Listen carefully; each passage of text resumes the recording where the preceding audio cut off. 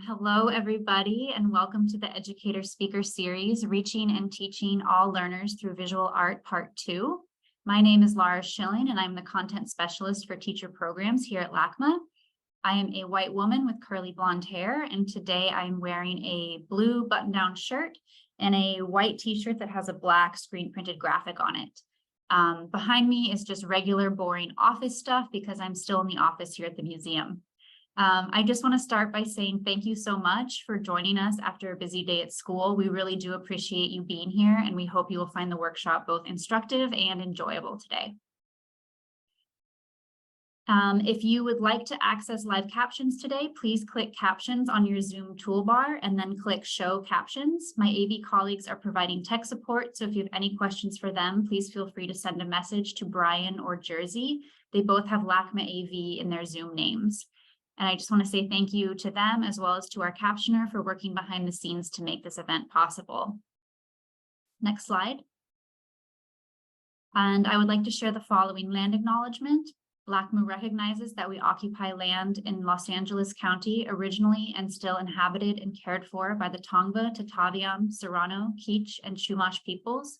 We honor and pay respect to their elders and descendants, past, present, and emerging, as they continue their stewardship of the lands and waters in Los Angeles County. And we can go to the next slide.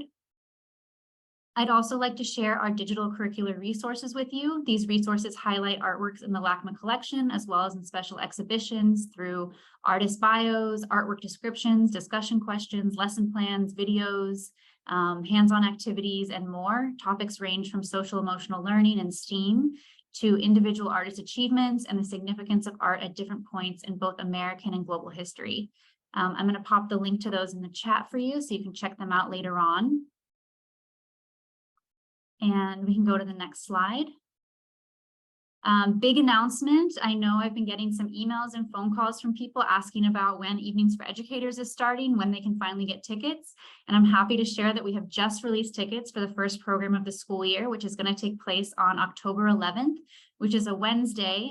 You might be familiar with the program always being on Tuesdays. We have switched it up. We're now going to be on Wednesdays, and we're going to be having it from 4:30 to 8. So it's a little bit of a shorter program, and the lecture is going to start a bit earlier at 5 p.m. So it's an event not to be missed. We're going to be looking at the exhibition, The World Made Wondrous, the Dutch Collector's Cabinet, and the Politics of Possession. The exhibition brings together artworks from truly all over the world, as well as natural specimens like plants, animals, gems, and shells to demonstrate what a 17th century collector's cabinet would have looked like. It's a really great exhibition for exploring both life science and history social science with your students.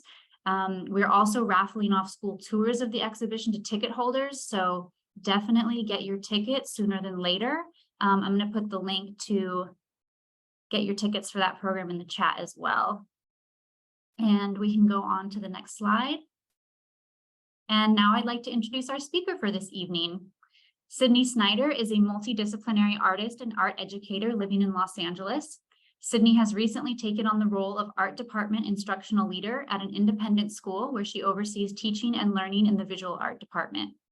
Prior to that, Sydney spent 7 years at an inclusive model charter school, collaborating with occupational speech and physical therapists, special education teachers, general education teachers, students, and parents to ensure art was accessible to students of all intellectual and physical abilities.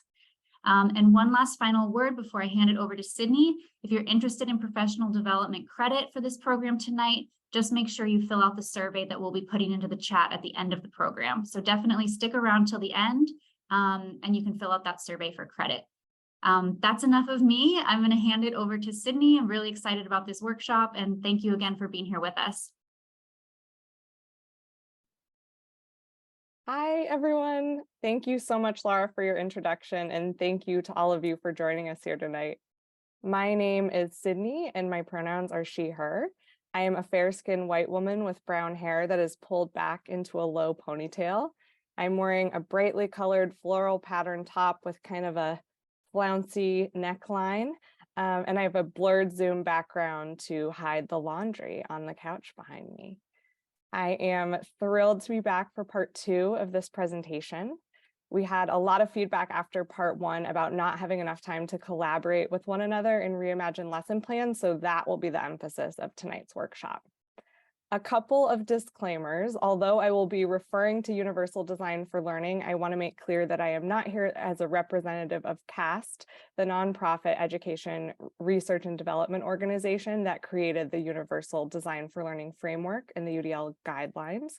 I am also not here as a legal expert or special education expert, rather as an art teacher who is super passionate about inclusion. Making art accessible to as many people as possible is genuinely what fills my bucket as an educator.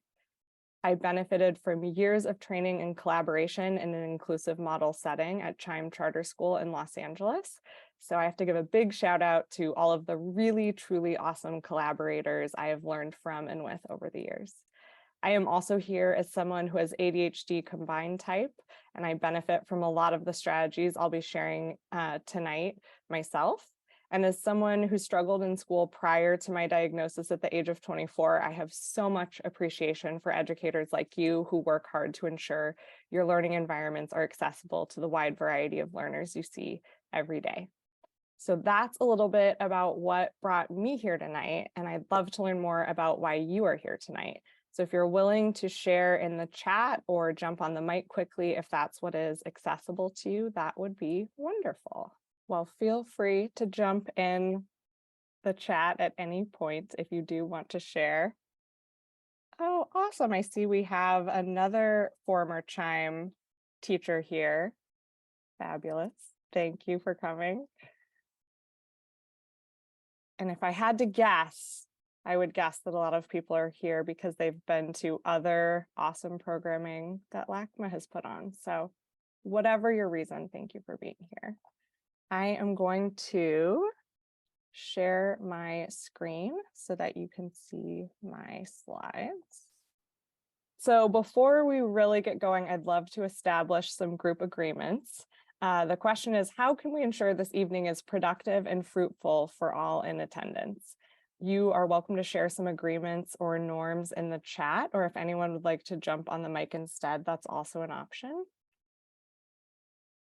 And this might be listen with an open mind. Oh, I see, to be respectful of all ideas. So right now we have be respectful of all ideas, listen thoughtfully, be present, not chatting when someone is speaking.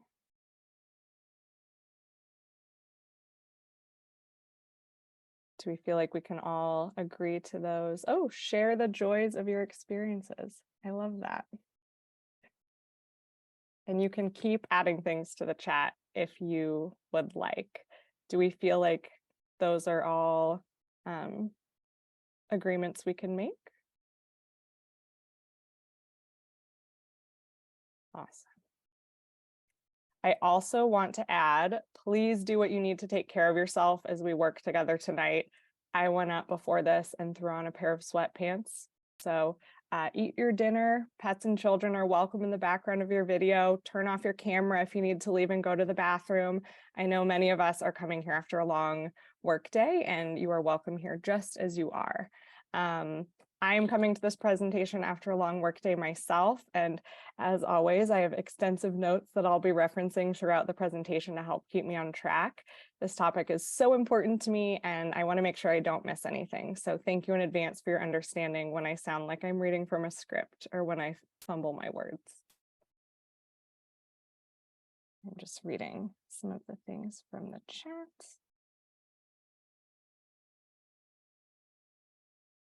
Awesome. Thank you for continuing to share what brought you here tonight. So in terms of our evening here together, my big goal for this evening is that everyone will leave with a finished lesson plan, if that is one of the reasons you're here. Before we get to lesson planning, though, we're going to start with some definitions, revisiting some common barriers to access, and we're going to take a look at the UDL guidelines before heading into breakout rooms for at least 30 minutes of work time to rework a lesson or a unit. And after that, we will reconvene to share ideas and ask questions. I'm going to try and answer questions as they come up, but if someone asks a question in the chat and you have an answer, please do not hesitate to jump in. I know from experience that participants in LACMA's events for educators have a lot of wisdom and experience to share. So I'm really looking forward to learning with you all tonight. At the end of our 90 minutes together, I will leave you with additional resources in hopes that you will want to continue your learning. We will also send you a copy of the slides. So if you're like me and have to take a lot of notes, if you aren't going to be receiving something, you will receive a copy of these slides, and you'll also receive a copy of all of the links that we share in the chat and in the presentation.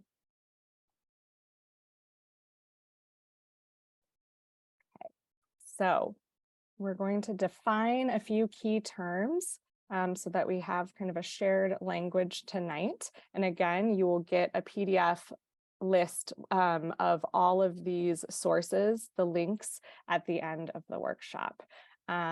I'm not going to be defining all of the terms we went over in part 1 of this series, but these two from part 1 are really important, so I will read those. And by the way, anytime there's text on a slide, I'm going to try and read it out loud so that the information is available through multiple modalities, which in this case would be through vision and hearing. So section 504, I need to move my little toolbar. Section 504 is a civil rights statute that requires a school district to provide a free, appropriate public education to each qualified student with a disability who is in the school district's jurisdiction, regardless of the nature or severity of the disability. And the Individuals with Disabilities Education Act is the major law governing special education, which guarantees a free, appropriate public education to children with disabilities and mandates that to the maximum extent appropriate, they be educated with their non-disabled peers in the least restrictive environment. And you will also hear the Individuals with Disabilities Education Act referred to as IDEA. The least restrictive environment is a principle of IDEA that requires that students with and without disabilities be educated together to the maximum extent appropriate. This includes being together in general education classrooms, non-academic settings, and extracurricular activities.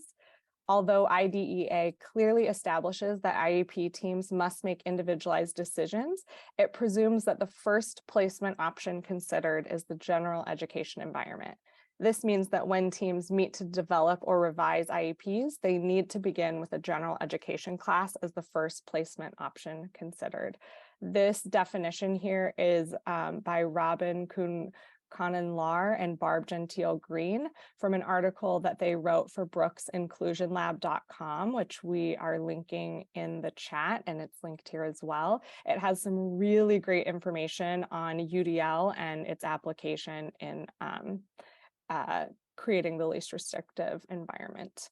And then section 300.42 of IDEA defines supplementary aids and services as aids, services, and other supports that are provided in regular education classes, other education-related settings, and in extracurricular and non-academic settings to enable children with disabilities to be educated with non-disabled peers to the maximum extent appropriate. And we will discuss these two terms in greater detail tonight as we brainstorm ways to reduce barriers to access in our own classrooms. And finally, universal design for learning. UDL is a framework to guide the design of the learning environments that are accessible and challenging for all. Ultimately, the goal of UDL is to support learners to become expert learners who are, each in their own way, purposeful and motivated, resourceful and knowledgeable, and strategic and goal-driven. UDL aims to change the design of the environment rather than to change the learner.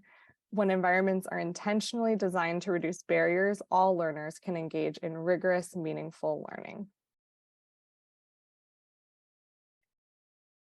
Next, we're going to talk about some strategies for increasing access. One of the biggest strategies is anticipating barriers ahead of time. So the work we're doing here tonight is proactive. Our lessons that we come up with are definitely guided by student interest, which is totally dependent on the group of students in the room, but you do not need to know your individual students to anticipate barriers and create an accessible learning environment. Every brain is different, but research has shown that there are differences in the learning brain that we can predict and plan for. Let's look at some common barriers to access that we can plan for. And though the content here has changed slightly since part 1 of this series, the key takeaway is the same, which is that the barriers are in the design, not the learner. So the first one here is the attitude of educators and staff and our own experiences and biases. And to be honest, when I first began my career as an educator, it seemed easier to plan specific modifications and accommodations for individual students based on what I perceived to be their own limitations or barriers. I quickly learned that while we do need adaptive tools, assistive technology, paraprofessionals and aides, and more to meet the needs of our individual students, it is not necessary to prepare 5 different versions of a lesson. The students can do this work themselves when we allow for flexible means of assessment. This may sound simple, but when I was an art student, I was told what to make and how to make it. As an educator, I've had to let go of my own experience and training to see that I was creating barriers through these kinds of product-oriented lessons. So the work of inclusion requires us to be really reflective, and we have to start with our own attitudes and biases. Architectural barriers are pretty straightforward and not something we will focus on tonight. Physical barriers, however, include barriers to self-regulation. Flexible seating and sensory tools are examples of supplementary services that reduce physical barriers to access. And then next we have social emotional barriers. We all know how important this one is. It's really scary to speak up in school when we don't understand something. And it's really scary for those of us who work in the arts to share our art or any work related to our identity with strangers. So we have to cultivate a space in which our students feel safe to ask questions and make mistakes and disagree with one another, be who they are, and reflect on their own learning. And then last, we have instructional and curricular barriers. And those might look like print or a font that is too small or difficult to read, poorly organized worksheets and presentations, neglecting to share learning outcomes like students will be able to at the start of the lesson, a lack of supplemental resources for planning and information gathering, or a failure to engage or build background knowledge. These barriers can also show up during assessment. A popular example of this that I'm sure many of you have heard before is that if you are assessing reading comprehension, a traditional book report would also assess students' ability to write an essay and may prevent you from accurately assessing reading comprehension. Clarifying and simplifying our learning outcomes is super important to reducing this barrier.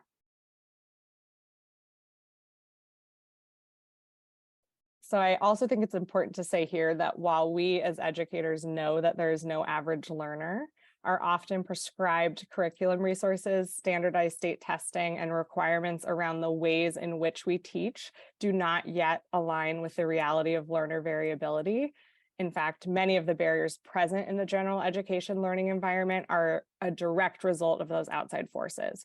So despite the mandates of Section 504 and IDEA, we are, as educators, are not well prepared to create the least restrictive environment. We are often left to do this work of creating the least restrictive environment on our own, which is why we're all here doing this work together on a Wednesday night. Fortunately, there are people doing the work to support our efforts to create an accessible learning environment for all of our students. CAS's research-based UDL framework is a really helpful tool for breaking down barriers, and we will use it to guide us as we reframe our lessons tonight. And I know I went quickly through that last slide, but we are all going to take a moment now to look over CAS's UDL guidelines. How many people are familiar with UDL, the framework? universal design for learning.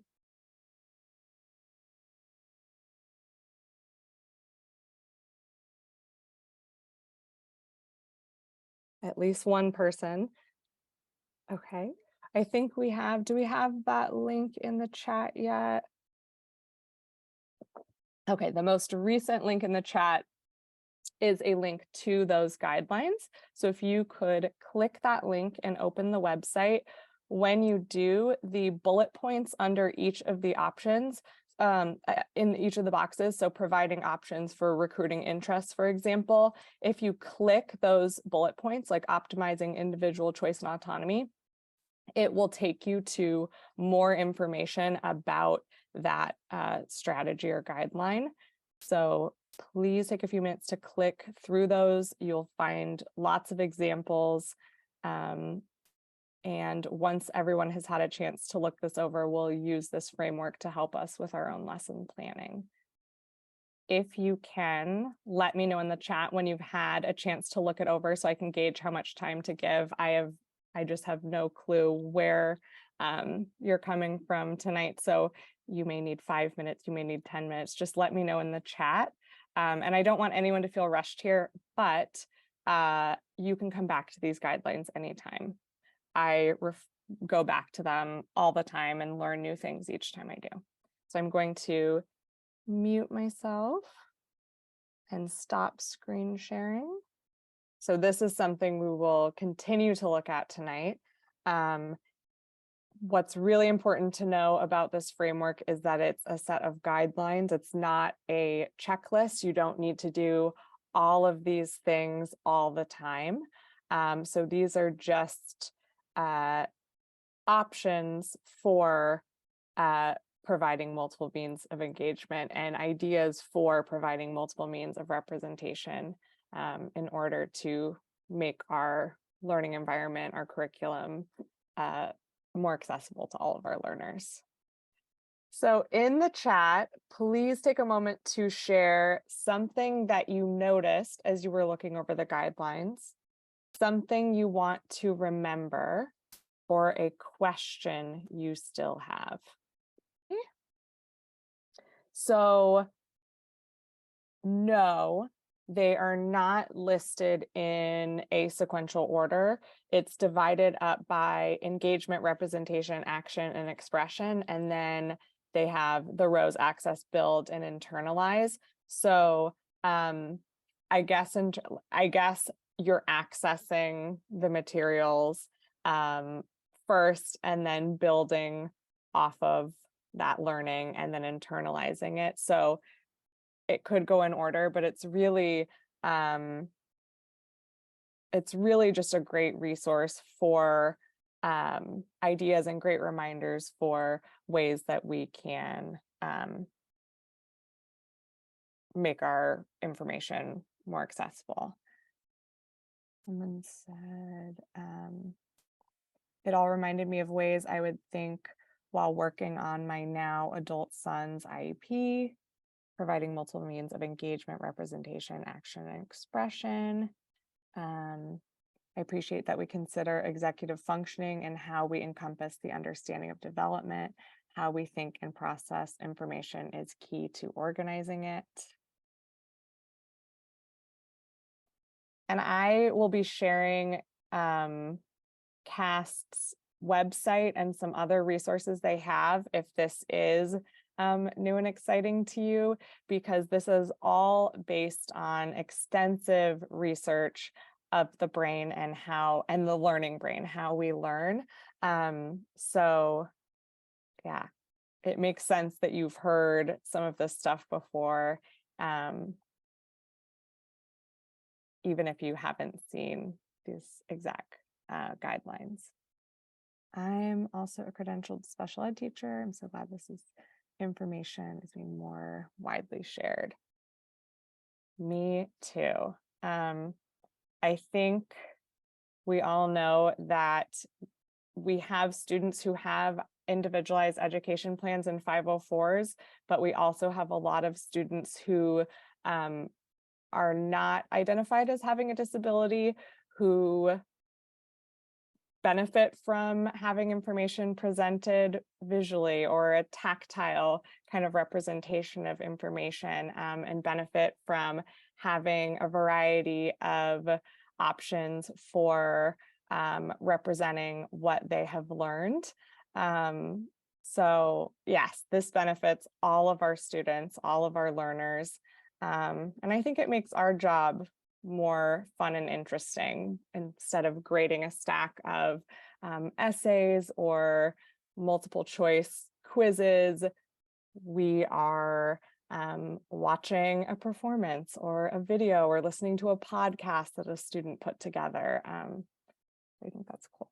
I am interested in learning about the tools that would assist those who may need a varied way of accessing projects and information. Action expression 4.2. Awesome. Those may need. And just to clarify, could you expand on what you mean by accessing the project? So presenting like an actual assignment or curriculum content or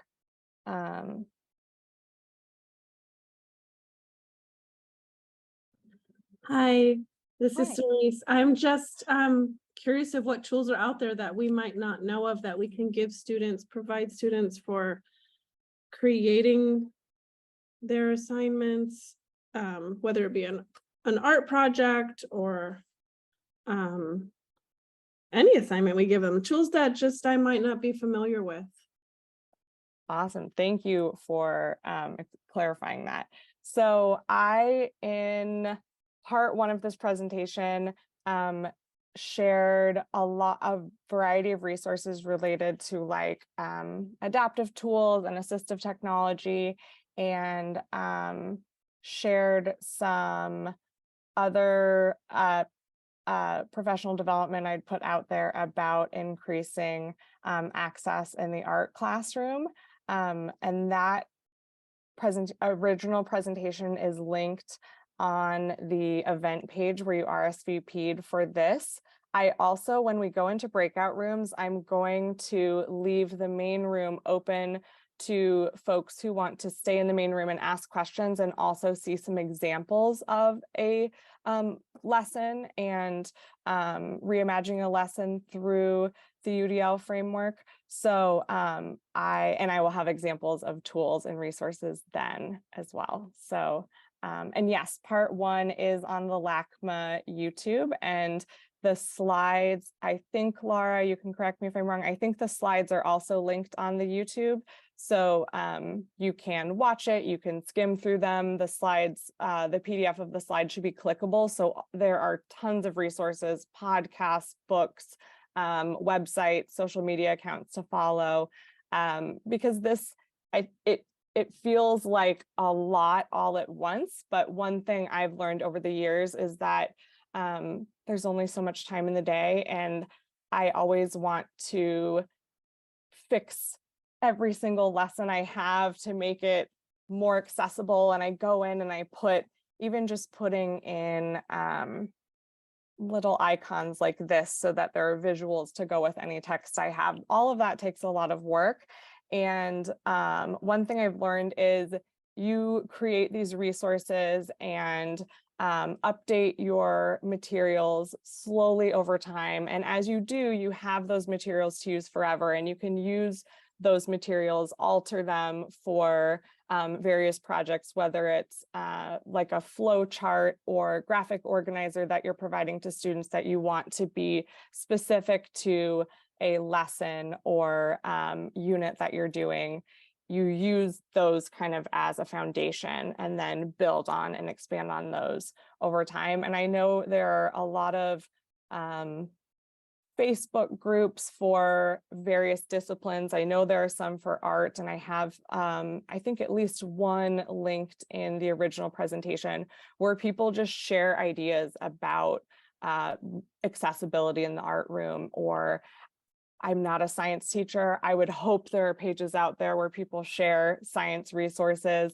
I know teachers pay teachers exist, but I also love just finding like-minded people who are down to share resources, so we're not spending our own money or digging into our limited budgets. Canva, which is where I made this presentation, is also a great resource. They have free pro accounts for educators. I'm not here as a representative of Canva either, but I do love that I can find any images I want just right in the slide, presentation builder. And they have a ton of worksheets and graphic organizers. Even just for my daughter doing a book report, I will go on there and type in, book report, graphic organizer, and 20 things come up that are all great, and I can pick the ones for her. So they have a ton of free resources on there. And you can also use it to design your own resources and potentially share those with others out there. Okay.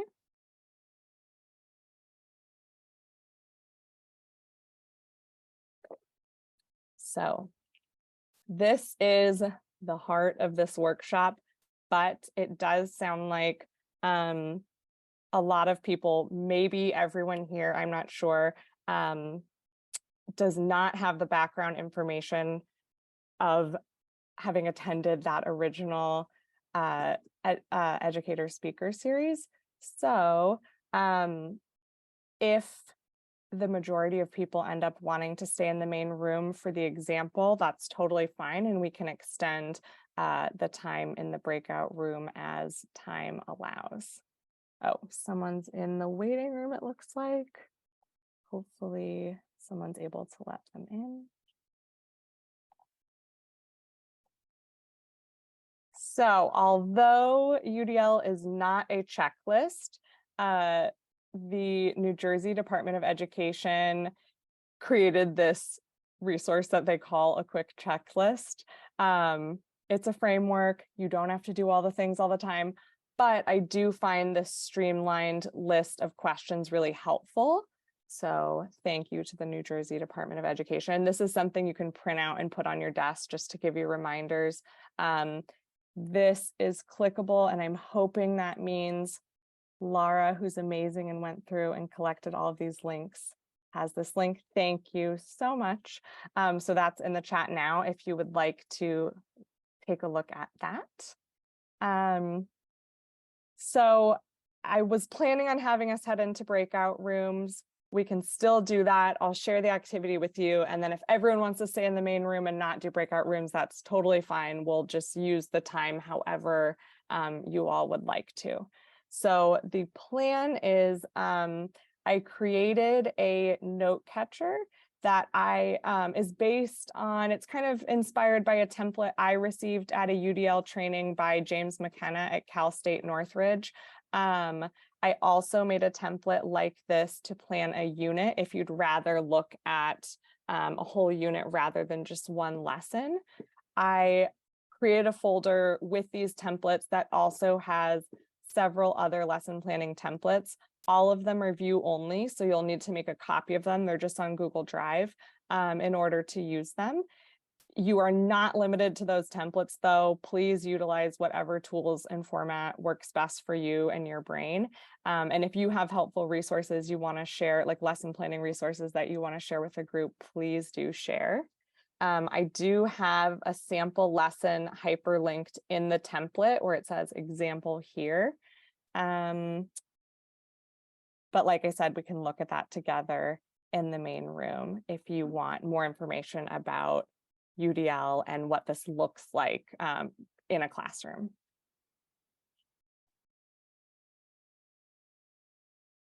How many people are thinking they would like some time to go in a breakout room and either collaborate with other folks on this Zoom to work on a lesson that they have, to rework a lesson, or work independently and eventually get feedback, versus staying in the main room and getting an example? What are you most interested in? Heading into a breakout room or staying in the main room?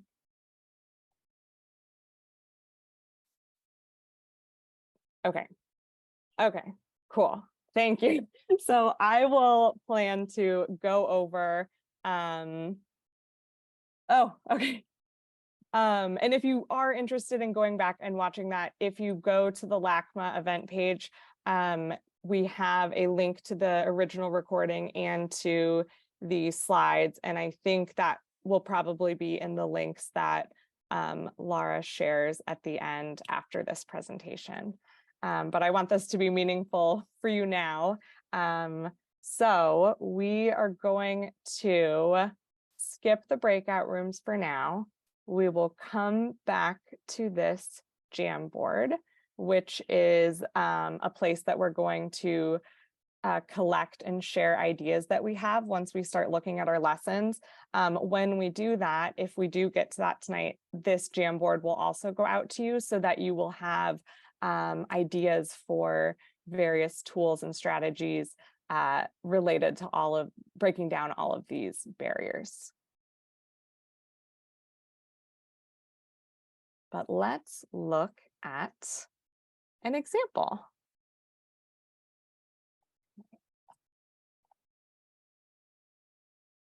So when I took this UDL workshop at CSUN, we were asked to just pull up any lesson plan we had on Google Drive or save to our computer. If you want to do that now, you can, or you can at least start thinking about a simple lesson that you could rework. One that I wanted to think about was artist statements. Artist statements are something that I believe in. I think it's an important part of the creative process. It gives students an opportunity to reflect on their work, to share about their work with the audience.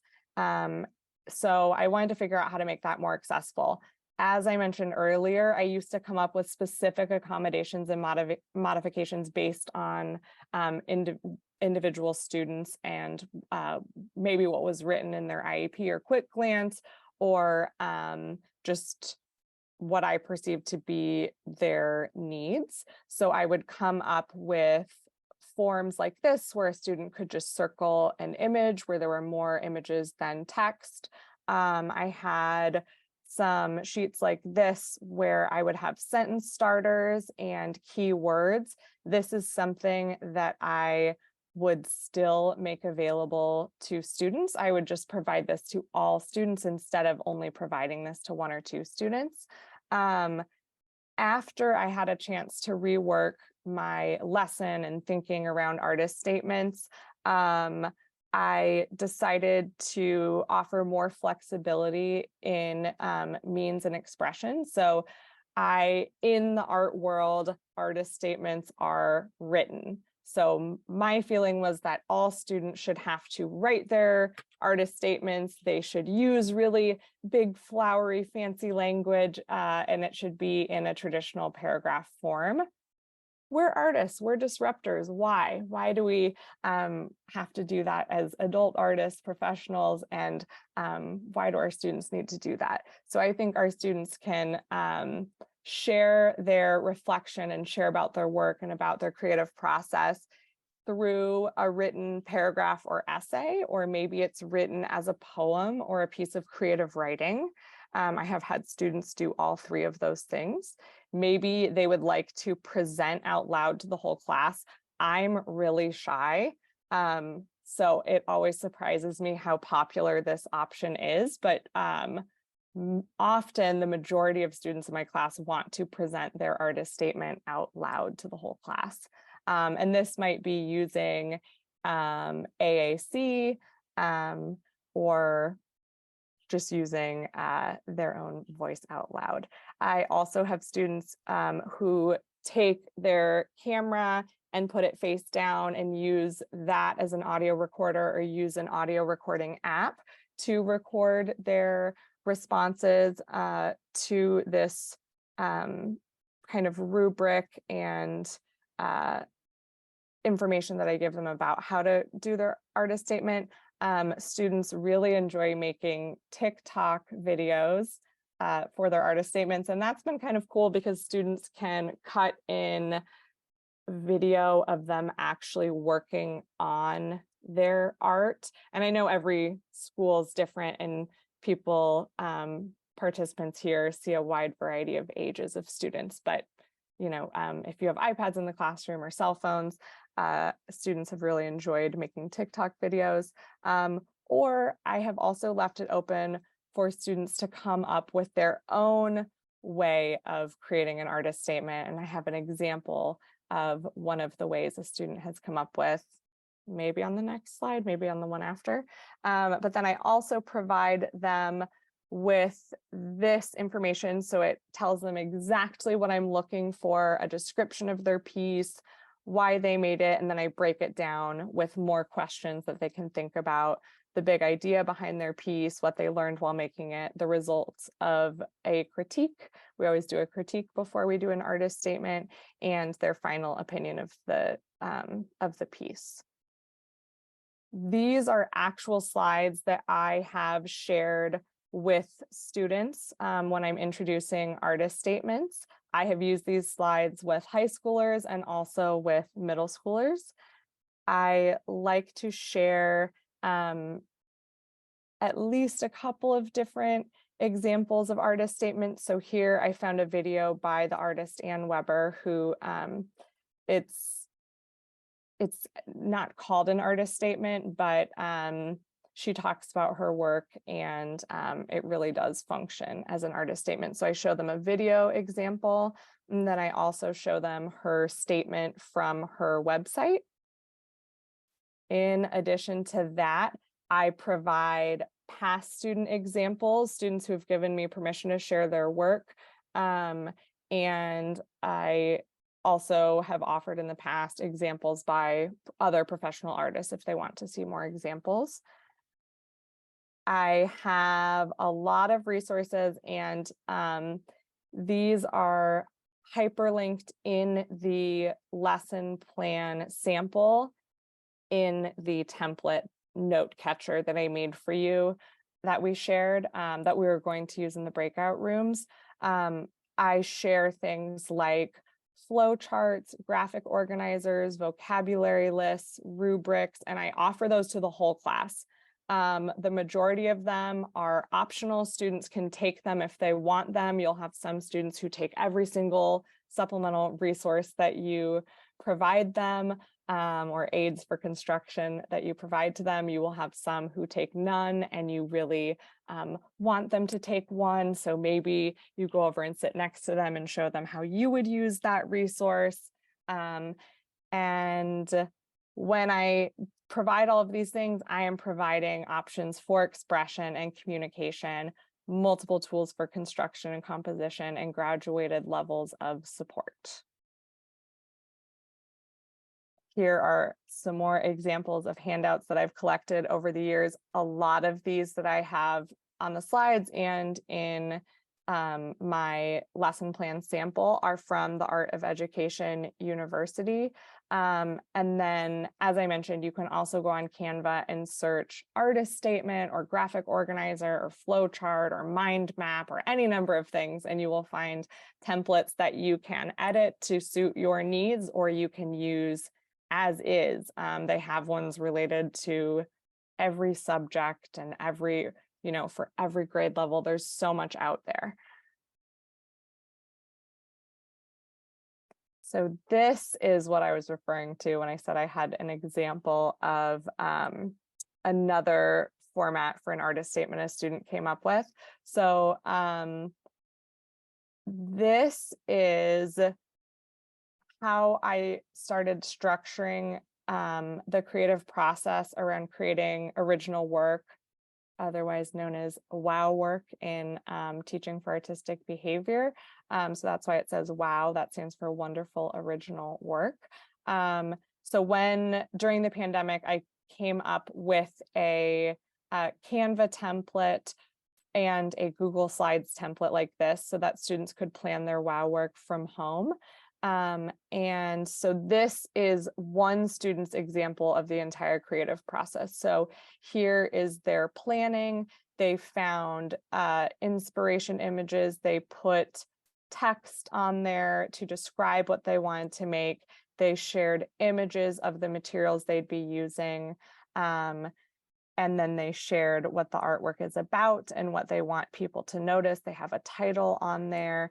And this worksheet that I came up with is adapted from a worksheet originally by the art educator, Katie Mathis. This student then went on to create this piece of artwork.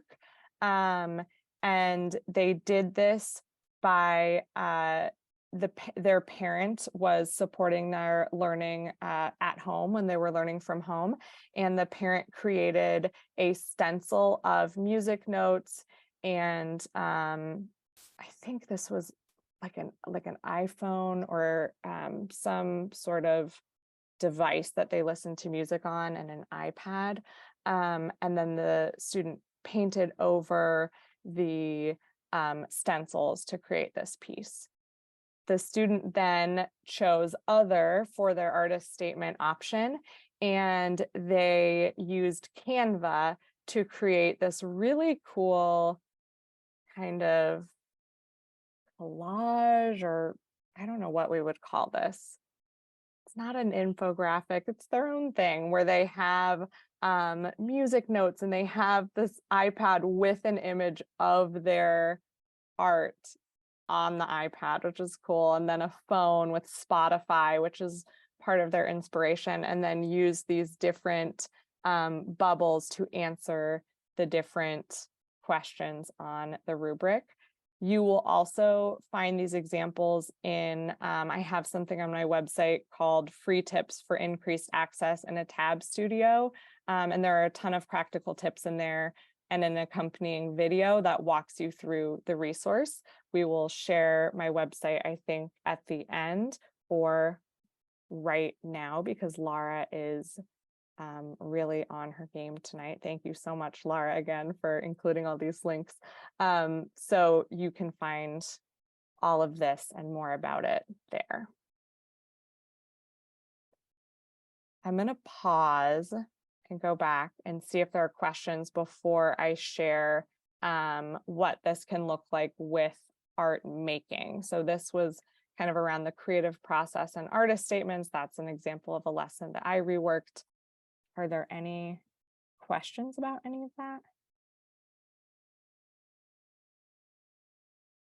I also want to add that having a variety of adaptive tools available in your classroom. If it's an art classroom, that might look like different grips, materials that require varying levels of pressure for students who apply a lot of pressure, or for students who do not apply a lot of pressure when they're using an art material.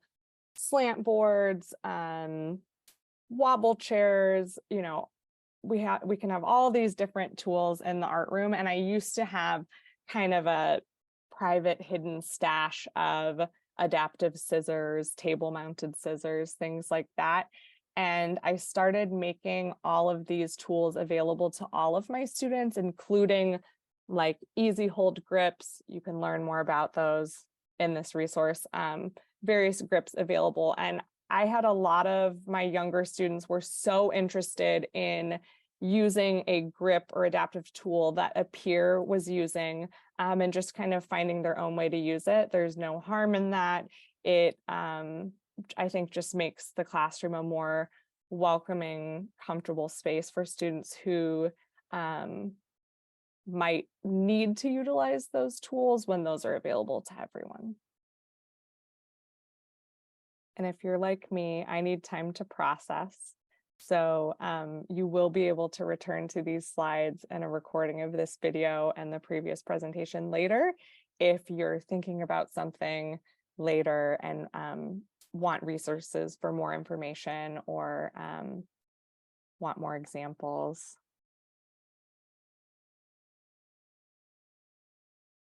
So another thing I shared in part 1 of this series was I originally taught kind of adhered to discipline-based art education, which is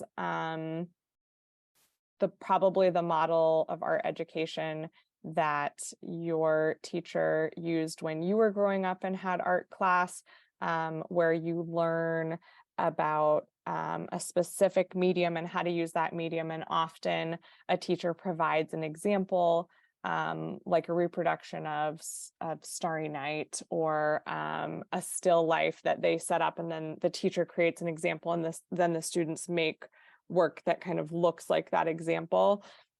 There are totally benefits to discipline-based art education. Certainly in high school, when we have students working toward 2D AP portfolios or 3D AP portfolios, really honing in on a discipline can be very beneficial. But in my elementary school art classroom, I felt that I was creating barriers for my students by offering kind of one-size-fits-all accommodations and going into projects with a specific product in mind. So this was a still life lesson that I was asked to do year after year because it tied to third grade. I think it was social studies standards. They learned about California produce. And so the teachers requested an art project tied to that.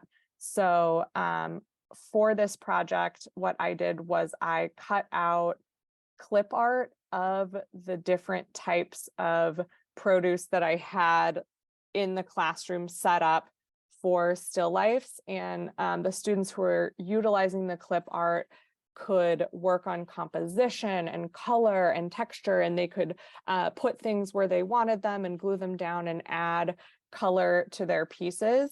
And they were learning elements and principles of art.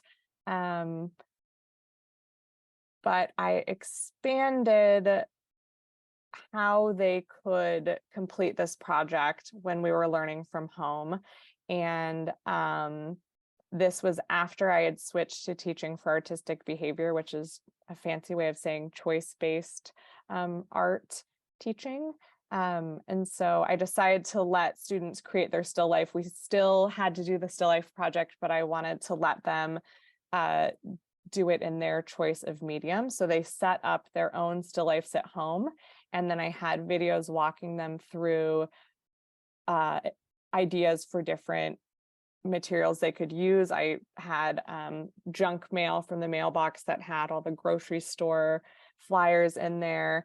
And so the student made a collage using, I think, probably those grocery store ads. Students could take photos of the still life that they set up and collage those. They could do, a more traditional watercolor, or they could use clip art and arrange that and color it in. And I just found that this felt more inclusive. And leaving room for student choice is planning for variability, right? That is something that we can plan for. So integrating choice wherever possible, choice in how students are responding to things, choice in how students are exhibiting what they've learned, choice in how they are receiving the information. So sharing printed information, sharing information out loud, sharing videos that they can watch outside of class related if they want to dig deeper on something, just having a variety of modalities when you're presenting information is really helpful. Okay, so that was what I had for an example. Does everyone want to open the template and take a look at that and see if you have questions? And we can maybe take, it won't be 30 minutes, but we can maybe take 5 to 10 minutes to look at a lesson plan before we come back together. I do want to make sure I leave time at the end to share some additional resources with you. It sounds like people are interested in finding more resources to use in their classrooms. So I do want to leave time for that. But do we want to all look at this template? Let me see if that link is in the chat still. If not, I can share it. I can't find the chat right now. I'm going to stop screen sharing.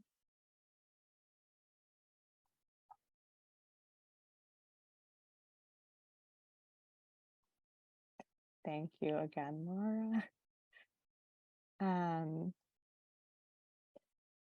Oh, answer the boxes under barriers for in my sample lesson. And Dina, do you mean could I go over these out loud? Maybe just to, I'm curious to like how you would phrase what you were thinking about for those 4 boxes when you were doing the still life lesson. Oh, for that one specifically. Okay, so one of my barriers to access, I think, was my own. So this wasn't an attitude about students, but I totally had an attitude about still lifes. So I needed to really examine that, and I found a wide variety of still life examples to share with students, which made it more exciting for me. So I had non-traditional examples like some contemporary photography and contemporary painting, and then also shared historical examples. I shared some videos about still life. But that was kind of a funny thing, is that I just had this kind of knee-jerk thing when I was asked to do a still life. So I had to look at that. I also at the time, as I mentioned earlier, had this thinking that I was going to make this lesson accessible to everyone by providing specific students with specific accommodations. So this student is going to get some pre-cut out clip art with a paper clip on it that I cut out, before class, and a glue stick, and I'm going to give them separate instructions on how to do this. So that was something I also had to, when I learned more about universal design for learning, I was able to present more options for output to make the lesson accessible to everyone. Physical barriers with that one in particular. I think whenever you're doing, or for me, a drawing lesson, one barrier with regulation is that a lot of students are uncomfortable with drawing. And if they see your drawing or the drawing of a professional artist, what they say is, I can't draw, I'm not an artist. I'm sure, even if you aren't an art teacher, I'm sure you've heard that or said that at some point. So a lot of students have to work on getting comfortable, making mistakes, and creating art that it's a drawing, it's not a photograph, or it's a collage, and just becoming more comfortable with their voice as an artist. I used to, if I did have to do a drawing example, use my left hand, and students would look like, oh, she doesn't know how to draw. How did she get this job? But just kind of working to help students get over some of those ideas that they can't do the lesson, because that's when you have a student who wants to go to the bathroom every couple minutes, or isn't super engaged in the lesson. When I opened it up to choice, I found that a lot of students wanted to continue doing a traditional kind of watercolor drawing or painting, but the students who didn't had other options. So that helped with some of those physical barriers and barriers to regulation. Social emotional, I kind of touched on that. Another one you could think about this would be food insecurity and access to food at home. So laying out a table of food that students are not allowed to eat or touch is something that I probably wouldn't do today, but that's something that I did in the past. So you just want to consider where all of your students are coming from and the variety of students you see. And then instructional and curricular, really that's providing, you know, all the different examples and maybe having students come up with their own examples to share or bring in something from home that's really special to them, and working together as a class to set up a still life so that everyone kind of understands the composition and lighting and all of those things, providing information auditorily, but also with a lot of visuals, and giving students to learn by doing as well. Thank you. Yeah.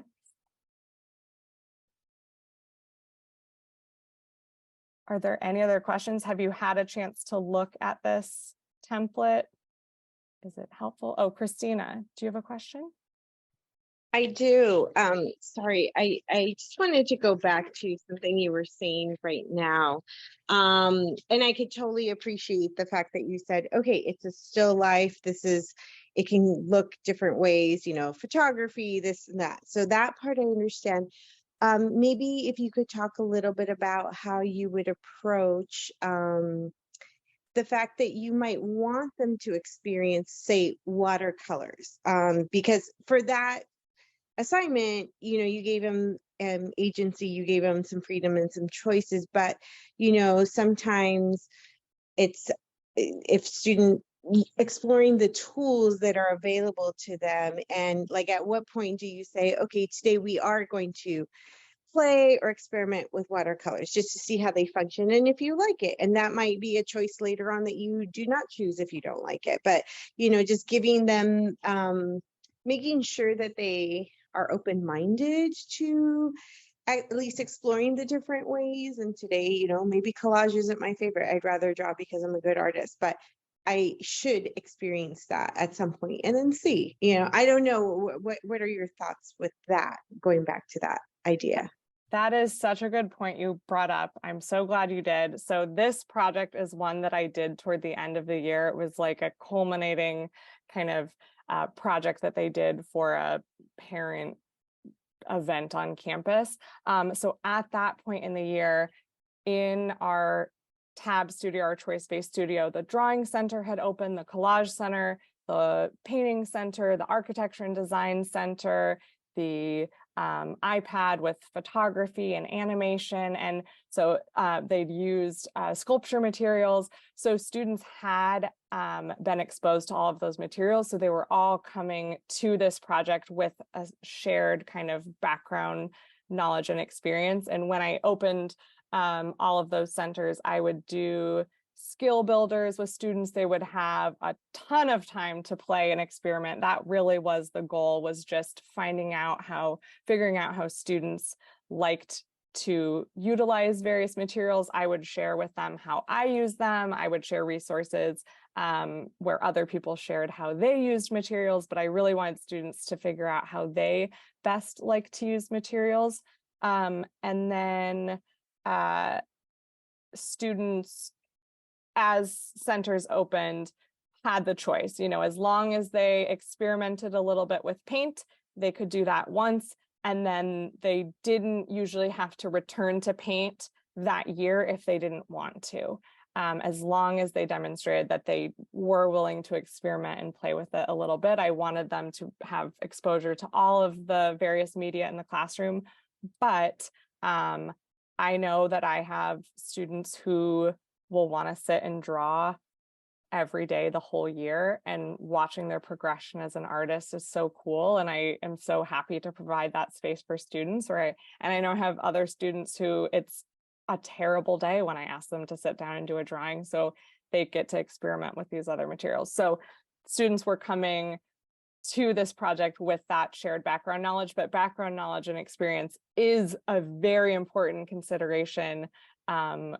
with universal design for learning. You want to build background knowledge where when there is uncertainty about where students are coming from. So providing opportunities to play and experiment, like you said, that is, I don't know if you're a tab teacher, but that felt very tab. teaching for artistic behavior. No, but thank you. And that let me go back to that resource I was referring to earlier. It's further than I thought. This resource, there's a video that goes with it, and I share a lot of examples of how UDL and accessibility kind of looks in a studio art classroom, and share a lot about tools and opening different materials. So this may be something you want to take a look at. Are there other questions?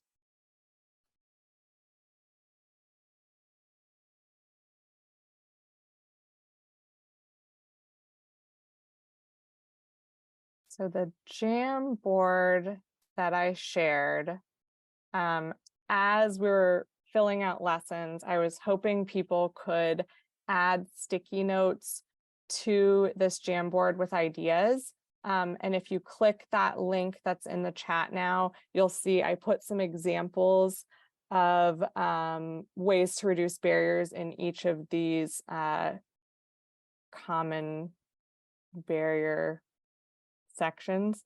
I put examples on there. I was thinking we could add to this, and then this could become a resource so that maybe you've never used a graphic organizer before and it kind of piques your interest and that's something you decide you want to offer to students. But we can do this or not. There's a link there. If people do add to this, we will send it out as a PDF after with all of those ideas. Let me minimize this. So there are a ton of great, as I'm sure many of you know, evenings for educators recordings and educator speaker series talks that have been recorded and live permanently and for free on LACMA's YouTube page. Recent relevant recordings from the educator speaker series would be using visual thinking strategies to increase inclusion through democratic discussion by teachers who participate in MOCA's Contemporary Art Start, bridging art in ELL to support safe learning spaces by Ana Guzman. And there are a ton of evenings for educator recordings that have project ideas. So if you're looking for that art integration piece or ideas for ways that your students can demonstrate their understanding or learning, there are a lot of project ideas on there. And in addition to those recordings, LACMA also has story maps that are created to accompany the Evenings for Educators talks, and those include background information, artworks from LACMA's collection or current exhibitions that you can connect to, resources, vocabulary, and lesson plans and activities. And then, and those story maps can help with recruiting interest, building background info, facilitating conversation, and allowing students to make personal connections. So those are a couple of LACMA's resources. I also have here some resources for digging deeper if you do want to learn more after this event. I tried to organize them here from takes the least amount of time to the most amount of time, so you can choose accordingly. Down here, I have just the slides and the recording from part 1 of this talk. It was basically 90 minutes solid of information. So if you feel like you did not get enough information tonight, there's a lot more. There are more examples and more resources in those slides. CAST has a podcast called the Accessible Learning Experience Podcast. If you have a commute to work or like to listen to a podcast while you do your dishes, you can learn more about UDL from this podcast.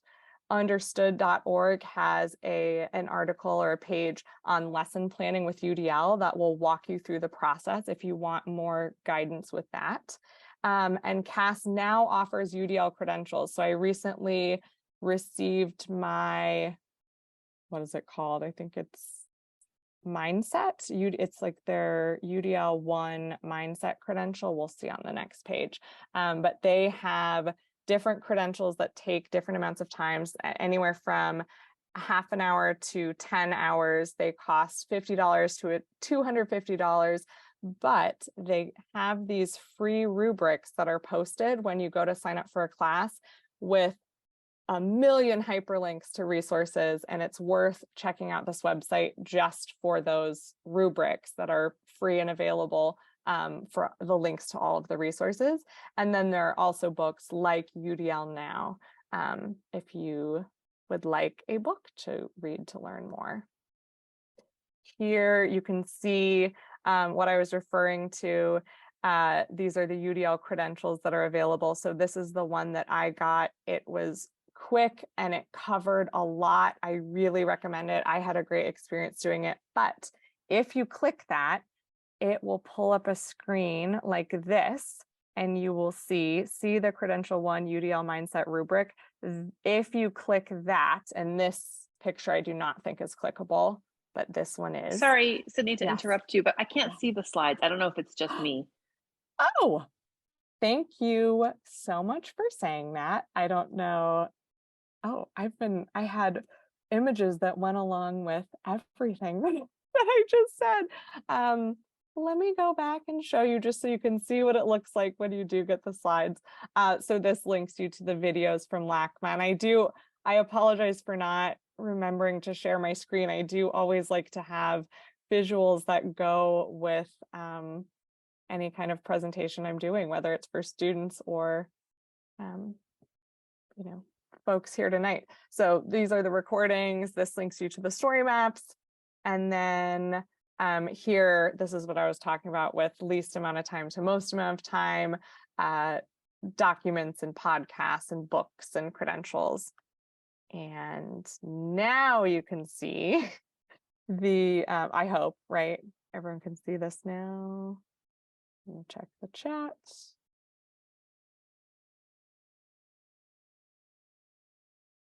Hopefully, I can't see you.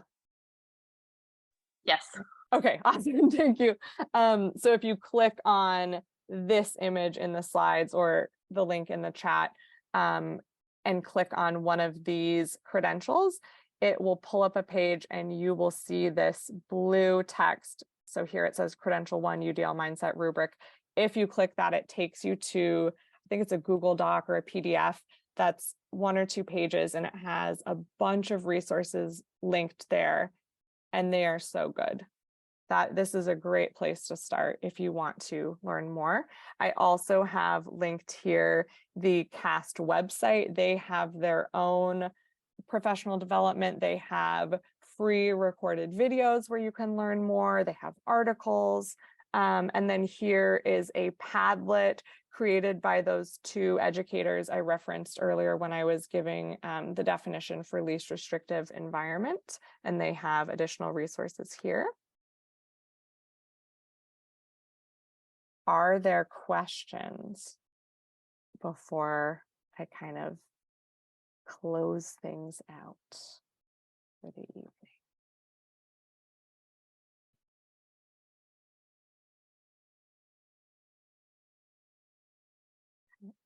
So it's been 90 minutes.